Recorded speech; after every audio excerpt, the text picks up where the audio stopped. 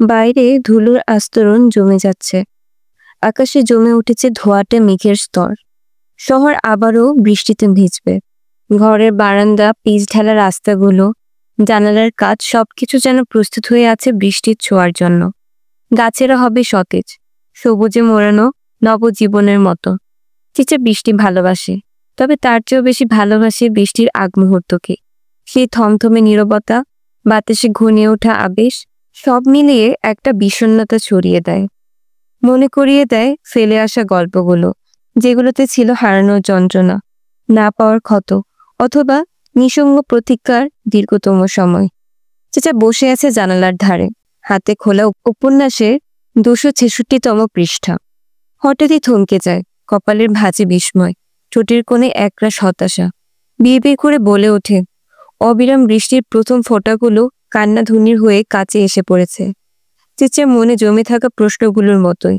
তারা উত্তর খুঁজে ফিরল, কিছুতেই ফসকে যাওয়ার সময়ে দরজায় পৌঁছাতে পারছে না। চেঁচা বইয়ের পাতায় প্রশ্নতে হারিয়ে গিয়েছে। নীরব সে। তার নিস্তব্ধতাকে ভেঙে আচমকাই হঠাৎ কোথা থেকে যেন ফারাজ এসে চিচার হাতে বইটা ছু মেরে কেড়ে নেয়। চিচা প্রথমে কিছুই বুঝে উঠতে পারে না, আর পারা মাত্রই, আমার থেকে আবারও বইকে বেশি গুরুত্ব দিচ্ছে আগুন সুন্দরী। ফারাজ বইয়ের পাতা চোখ বোলায়। শুধু সে একটি পৃষ্ঠা পড়ে অনুমান করতে পারে নায়কের স্ত্রী নিজ হাতে গুলি চালিয়েছিল তার স্বামীর বুকে। যে ছিল প্রেমিকা, সে হয়ে উঠেছে খলনায়িকা। ফারাজ হঠাৎ জিজ্ঞাসা করে, তুমি কি আমার বুকে গুলি চালাতে পারবে? চিচ্চার চোখে অস্বস্তি ছড়িয়ে পড়ে। কার সঙ্গে কিসের তুলনা করছেন আপনি? তালুকদার বাড়ির মেয়ে না তুমি? তোমার পরিবারের সবাই তো মারা গেছে। খুনিকে যদি সামনে পেতে কি করতে? চিচ্চা গভীর শ্বাস নেয়, অতীতে ধুলো ঝেড়ে বলে, হ্যাঁ, আমি তালুকদার বাড়ির মেয়ে। তবে আমার পরিবারকে কেউ খুন করেনি, আর যদি করেও থাকতো তাহলে তাদের জন্য আপনি তো আছেনই। ফারাজ থমকে যায়। আমি আমি থাকলে কি হতো? আপনি তাদের শাস্তি দিতে? কি শাস্তি দিতাম? ফারাজ তাকিয়ে থাকে। চিচ্চা চোখ মেরে হেসে ফিসফিসায়, খুনের বদলে খুন? চিচ্চার কথা ফারাজের কানে বিষের মতো ঢুকে যায়। এক মুহূর্ত চুপ থাকে। শীতল স্বরে বলে, তোমার কি মনে হয় আমি খুন করতে পারবো? এসব বালের খুন খোরাপি অন্তত তোমার স্বামীর থেকে আশা করো না। আমার তো রক্ত দেখলেই গা কাটা দিয়ে ওঠে। চিচ্চা ধীরে উঠে দাঁড়ায় খাটে। উচ্চতা যতই কম হোক, এইভাবে দাঁড়ালেই সে ফারাজের নাগালে আসে। সে এগিয়ে গিয়ে ফারাজকে জড়িয়ে ধরে। ফারাজ তাকে আঁকড়ে ধরে রাখে, যেন পুরো জগৎটাই হারিয়ে গিয়েছে এই দুজনের আবর্তে।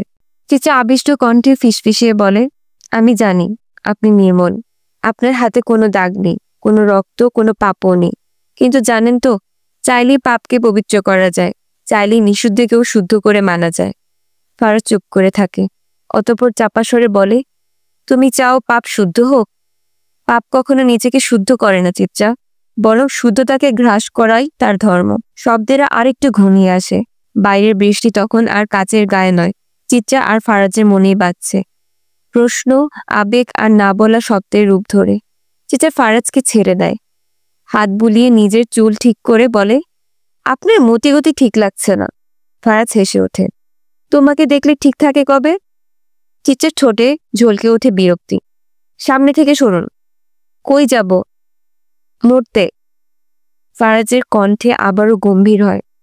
মরার জন্য রুহু এত হতো না? সবুর করো, মৃত্যু তো সবার জীবনেই আসে। এই ধরো, তুমি কালকেও মরতে পারো, আজকেও, আর এই মুহূর্তেও।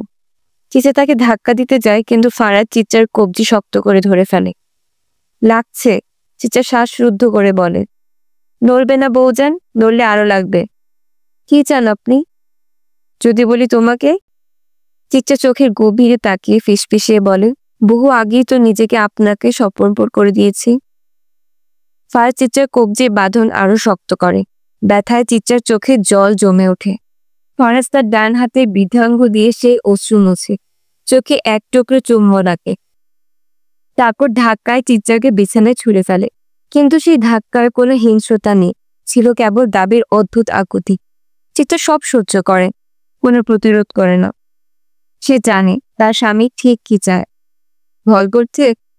চিত্তা ধীরে মাথা নাড়ে। উফ, ভয় তো করা উচিত। নারীর চোখে ভয় না থাকলে আদর ঠিক জমে না। আপনি কথা শেষ করার আগেই অধরের অধর মিলিয়ে দেয়। ফারাজ চিত্রার ডান হাতের মুঠোয় চিত্রার 2 হাতের কবজি একত্রে চেপে ধরে। কথা শেষ হওয়ার আগেই ঠোঁটে ঠোঁট মিশে যায়। ফারাজ তার এক হাতে চিত্রার 2 কবজি চেপে ধরে রাখে। চিত্রার শরীর মন জোরে তখন এক উত্তাল স্রোত বয়ে যায়। চিত্রার চোখ, তার নিঃশ্বাসও দ্রুত। বুকে উঠে নামা ভারী হয়ে উঠেছে। ফারাজ তার উপর ঝুঁকে পড়ে, চোখে চোখ রেখে চুপচাপ দেখে যায়। একটা নীরব যুদ্ধ চলছে দুজনের দৃষ্টিতে। কোনো কথা নেই, কেবল অনুভবের তীব্রতা।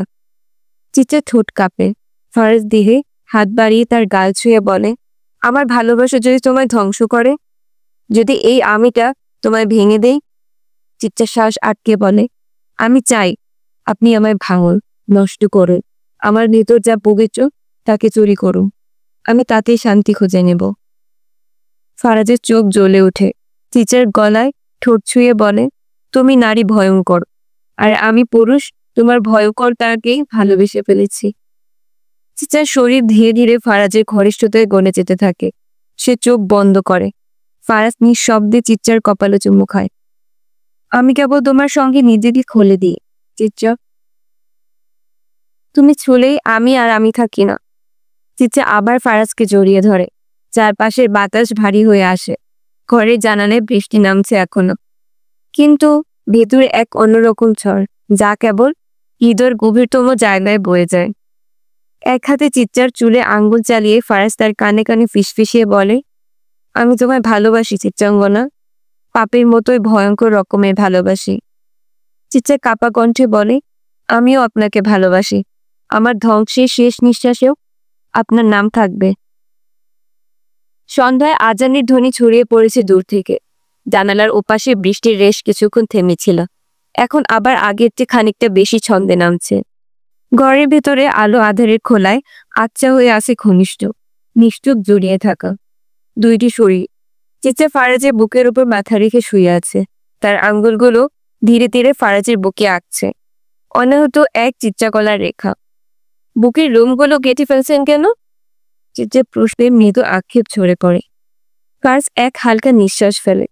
জিম করি, বুকের উপর যদি জঙ্গল হয়ে থাকে তবে শরীরগুলো আর লাভ কি বলো? গাজনে ঢাকা পড়ে যায় সব সৌন্দর্য। চিত্রার ছোট পাকায়, লোমশ বুকে আপনাকে বেশ লাগতো, একটা রুক্ষ বুনো ছোঁয়া ছিল আপনার গায়ে। ফারাজ ব্রুকুচকে বলে, তাহলে তোমার থেকে কয়েকটা চুল কেটে আঠা দিয়ে বুকে লাগিয়ে নি। চিত্রা হেসে ফেলে, চাপা স্বরে বলে, মুড়ি খান। ফারাজ চোখ ছোট করে তাকায়, আরে আমি মুড়ি খান না, ফারাজ এলাহি, তোমার আপন স্বামী, সপ্তাধিকারভুক্ত। চিচে এবার হু হু করে হেসে, ঠোঁট কামড়ে হাসে। সে ফারাজের বুক জড়িয়ে ধরে আরো একটু গা এঁটে আসে। বাইরে বৃষ্টি, ভিতরের উষ্ণতা। এ এক পরম মুহূর্ত, যে মুহূর্তে সময় থেমে থাকে, শব্দেরা মিশে যায় নিঃশ্বাসে। ফারাজ মাথা তুলে জানালার দিকে তাকায়। বাইরে নামছে ঘন ঘন মুষলধারে বৃষ্টি, যেন আকাশ নিজেই সব শব্দ ডুবিয়ে দিতে চাইছে। মুহূর্তের নীরবতা ভেঙে ফারাজ হঠাৎ বলে ওঠে, আমার সঙ্গে ভিজবে? চলো না, আজ একসঙ্গে ভিজি। কথা শেষ হতে না হতেই ফারাজ উঠে দাঁড়ায়। গায়ে সাদা একটি টি শার্ট জড়িয়ে মুহূর্তে চিত্রাকে পাচাগুলো তুলে নেয়। নামার, পড়ে যাব তো। চিত্রার কণ্ঠে আতঙ্ক। শুনতে পাচ্ছি না, ফারাজ মুখ গম্ভীর করে বলে। নামান বলছি। কণ্ঠ তুলে লাভ নেই, আর একটু জোরে। ফারাজের ঠোঁটের কোণে খেলছে অদ্ভুত দুষ্টামি। ফারাজ! চিত্রা, একদমই না, একদমই শুনতে পাচ্ছি না বলে সে চিত্রাকে আরো শক্ত করে চেপে ধরে। 2 পা 3 পা করে সে এগিয়ে যায় ছাদের দিকে, চিত্রাকে কোলিয়ে নিয়ে। ছাদে পা রাখতেই ঠান্ডা বৃষ্টির ধারা তাদের দুজনকে একমুখী করে দেয়। ফারাজের সাদা টি শার্ট ভিজে গায়ে লেপটে গেছে। তার মজবুত বুক, চওড়া কাঁধ, আকর্ষণীয় শরীর যেন আরো বেশি করে ফুটে উঠেছে সেই ভিজে কাপড়ে। চিত্রার চোখ আটকে থাকে তার বুকের রেখায়। নামাবেন না? চিত্রা কাতরভাবে বলে, না, এখনো মুহূর্তটা চিরস্থায়ী করা বাকি। শেষমেশ চিত্রার অস্থিরতায় তাকে নিচে নামায় ফারাজ।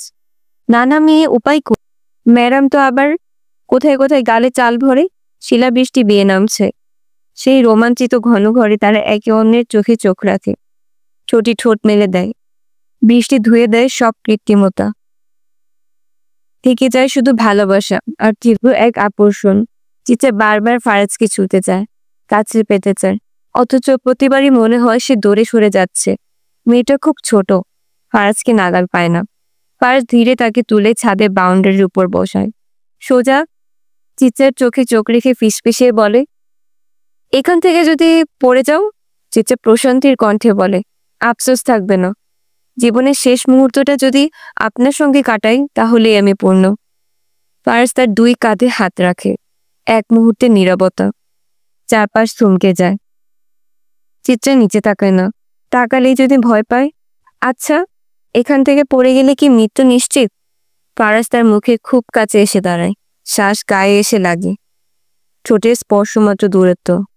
যদি তোমার কাছে তোমার খুনের আবদার করি? ফারাজের কণ্ঠে ছুরির মতো ধারালো। চিত্রা বাঁকা হেসে গুনগুন করে বলে ওঠে, লিখবো তোমার হাতে আমি আমার মরণ। ফারাজ তীক্ষ্ণ চোখে তাকায়, চোখে এক অপার্থিব অন্ধকার। হাত ছেড়ে দিয়ে বলে, বিদায় আগুন সুন্দরী।